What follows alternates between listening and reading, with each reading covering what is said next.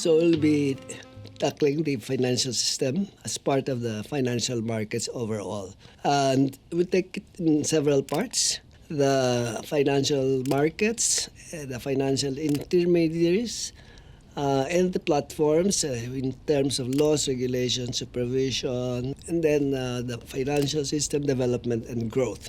So the economy and money, without money, there's no economy, right? We start off with what we already have learned about the circular flow. We start with production, employment, income, and spending. But some of the income is not spent, and that goes to savings, right? But where do we put savings? They put it in financial institutions like banks. Of course, the banks lend it to borrowers, investors, right? What's the relationship of this to the policy tools of the policymakers? First, we divide the two into the private sector accounts, which is savings minus investments. And then in the public sector accounts, if it is government, it will be taxes minus revenues or government spending.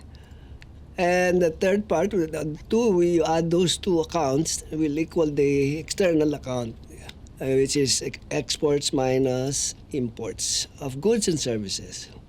The monetary policy handles or tackles the private sector accounts, and fiscal policy refers to more to the public sector accounts, of course. Exchange rate and trade policy tackles the external accounts. Now, as we were through the circular flow, for equilibrium to hold, we will have to have inflows equal to outflows, right?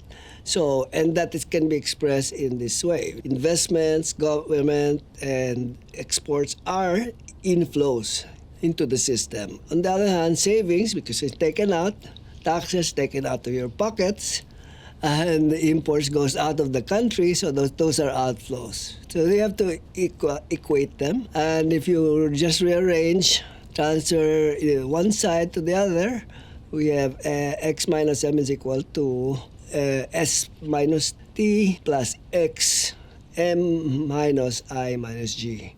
When we put together the related topics, we can see the relationship shown in the diagram. Okay, so that will always hold identity. So public sector accounts or deficits plus your private sector accounts, which could be in surplus or deficit, will be equal to your external account. So, in broader terms, this diagram taken from a book of Dornbusch, we see that there are two parts, which is the goods market, which takes care of the actual goods and services that are being produced. So that's also aggregate output. And then you have financial accounts or funds or assets markets, where you have money market and bond market, where demand and supply of money will determine interest rates.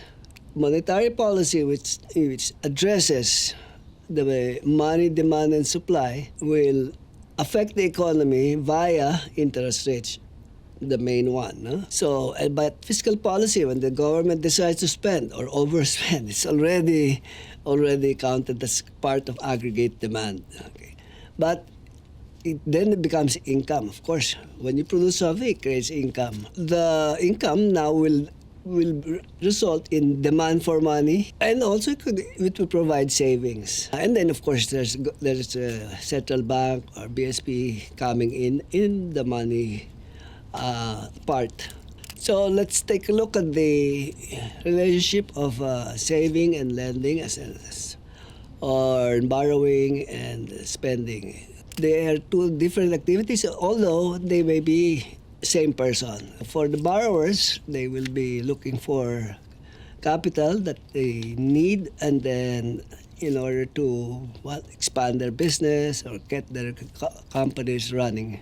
There are two aspects of this in the way the financial system works, is that you have direct finance and indirect finance. Direct finance means the borrowers borrow directly from the lenders or savers. That's usually like the bond market or shares of stock IPOs.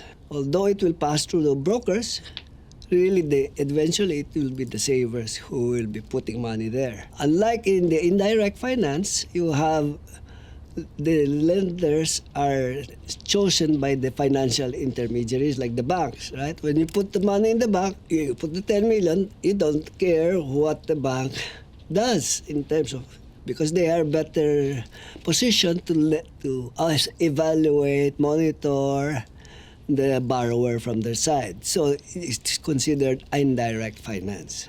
Okay, so the entire financial system, to summarize this, components are financial markets, the intermediaries, financial instruments that will be covered or with a platform of laws, regulations, supervision, as well as in the physical infrastructure. And the financial markets is where the interest rates are developed in a market basis, no? Meaning it's market driven, and then also financial services are delivered.